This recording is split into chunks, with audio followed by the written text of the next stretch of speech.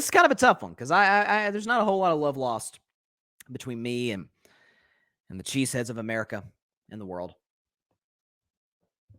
I understand that. I haven't been terribly. I haven't said the nicest things about the Packers in the past. But what I can't acknowledge is the facts. What I can't acknowledge is what my eyes are telling me is that Jordan Love has proven me dead wrong. Packers got their guy. And what Green Bay has done is we've never seen anything like it ever. Hall of Fame Brett Favre, Hall of Fame Aaron Rodgers, now Jordan Love. The only thing similar to it is the San Francisco 49ers. Hall of Fame Joe Montana, Hall of Fame Steve Young, and then Jeff Garcia, who, remember Jeff Garcia was a pretty darn good quarterback.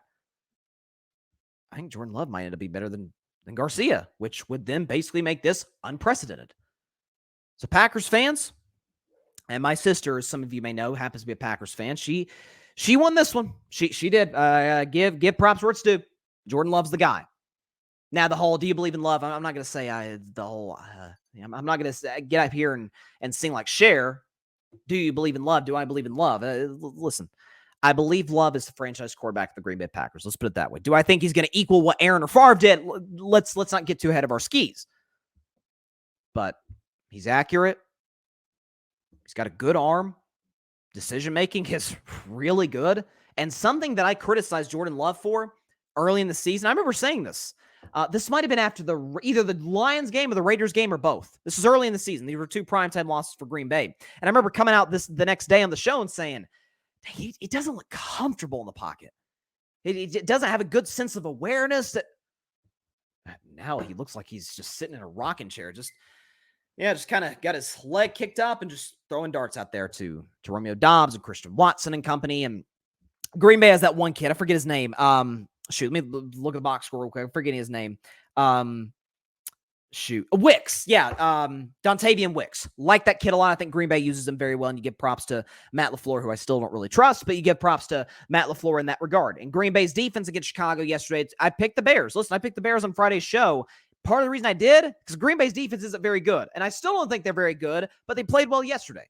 Now, some of that was Justin Fields, indecisiveness, bad decision-making, but ultimately Green Bay's defense was able to come through and get the job done in that regard, so you give them credit. Green Bay is going to go to Dallas on Sunday, probably get the doors blown off of them, and they should leave that game feeling amazing. I had this team at 6-11. Some had them getting to the playoffs, but would Jordan Love be the reason he got there? Folks, name me the number one reason the Green Bay Packers are in the playoffs, and I'd tell you it was Jordan Love. Honest to God. Jordan Love with a close second being the running game. Aaron Jones, A.J. Dillon, they got that other kid who's a pretty good player. Green Bay develops running games really well. Under Matt LaFleur, I'll give him props there, and Green Bay has always had great offensive lines. With Love, with Rodgers, with Favre, like they've always been able to protect the quarterback at a very high level, and you give them props for that. But I was thinking about this, and I was like, So Jordan Love had a really good year, and matter of fact, a great year. Jordan Love second in the league in touchdown passes to Dak. Like he had far exceeded my expectations. And I was wrong about this one, Packers fans. But I was thinking, let's stack Jordan Love, his season, to another great quarterback season. Let's look at this real quick, okay? So you see the question marks right there. I'll read this off for the podcast audience for those that are listening on audio. But there's the numbers right there, okay? Those are two great quarterbacks. We all acknowledge, I don't know if we'll acknowledge Love is great after 1 year, but Love had a great season. There's Love's numbers. 32 touchdowns, 11 picks, 4,100 yards, 64.2% completion, 96.1 passer rating, 62 QBR, 7.2 yards per attempt, and he had a 9-8 record this year. Across the board, those numbers, except for completion percentage, which the guy on the right won barely, Jordan Love is better in every single statistical category. Jordan Love is the quarterback on the left. You want to know who the one on the right is?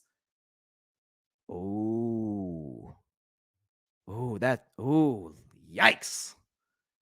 Aaron Rodgers last season. With the same coach, same offensive line, same wideouts aside from Lazard and Cobb, same defense. Matter of fact, better defense last year than they were this year. And Love beats him across the board. Interesting. Let's put that back up, okay? Love is way better this year than Rodgers was last year in terms of touchdown passes, turned the ball over less, had way more passing yards. Rodgers beat him in completion percentage, but again, 64.6 to 64.2, barely. Love beat him in passer rating by 5 points, beat him QBR by 21 points, beat him in yards per attempt, and went 9-8 to Aaron's 8-9. And what makes it even better is that both Love and Rodgers entering Week 18 were in the exact same position, identical situations. 8-8 coming in, control your own destiny, win, and you're in the playoffs. Jordan Love against the Chicago Bears, a defense that have been kind of balling as of late. 27 to 32, 316, 2 touchdown passes, and a pass rating of 128. So Jordan Love, nothing short of excellence. He balled out against the Chicago Bears yesterday. Aaron Rodgers, on the other hand, it wasn't quite as impressive, if we are all being honest with ourselves. Aaron Rodgers against a terrible Detroit Lions defense. 17 of 27, 205, a touchdown, a pick, which essentially cost him the game, and a pass rating 45 points less than Love at 83. Now, part of the reason I say that is because Aaron caused the Packers nothing short of, or gave the Packers nothing short of headaches for the last 3-4 years of his Green Bay tenure. Hear any noise or buzz coming out of Green Bay, Wisconsin this season? Other than injury reports or the occasional soundbite we'd play in the show from a Jordan Love or from a Matt LaFleur or from a veteran Packer player, which there's not that many veterans. The Packers are I think they're the youngest team to ever make the playoffs. I could be wrong on that, but I think it seemed like I saw that yesterday. They're a very young team with a very bright future. Aaron, on the other hand, in New York with the Jets, did not play but 4 snaps this year, and yet we talked about Aaron as much as we talked about Dak and Purdy and Mahomes, Josh Allen, all the great ones. Aaron had the audacity. This is his quote from his in-season press conference today. This is a real quote from Aaron Rodgers. Quote, "The bull, you know what, that has nothing to do with winning needs to get out of the building." Funny, seems like everybody important in New York is there because of you, Aaron.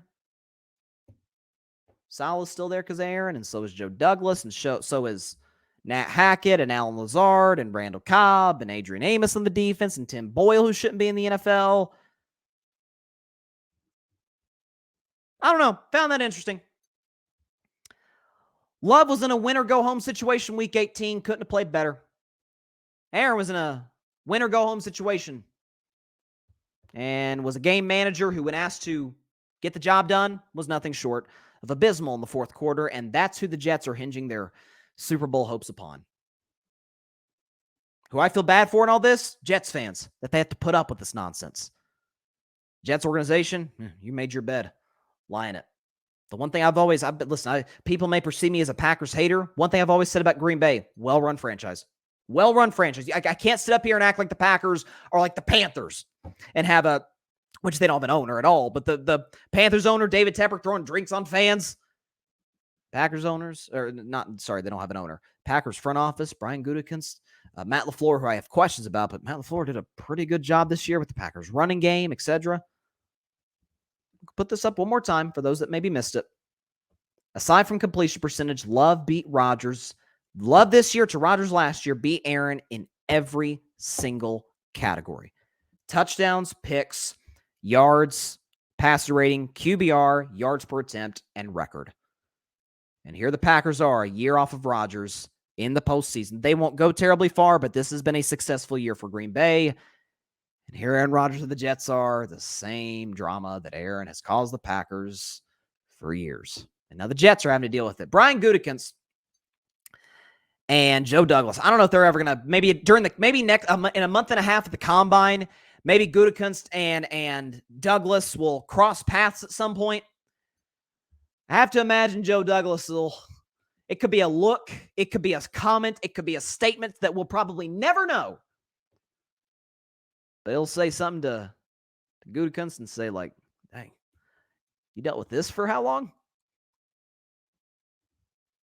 I don't think there's an organization in sports that develops a player at their position better than the Packers develop quarterbacks. It is unreal. Now, is Love going to be Rodgers? Probably not. I'm talking about Rodgers' entirety of his career. 4 MVPs, championship? Probably not.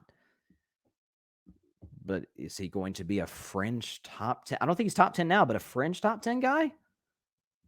I don't see why not. I don't see why not. Thanks so much for watching the show on YouTube, and be sure to go click that big red subscribe button and check out the other clips and full shows from Carving It Up Live, as well as our other incredible content creators here on the Grid Network.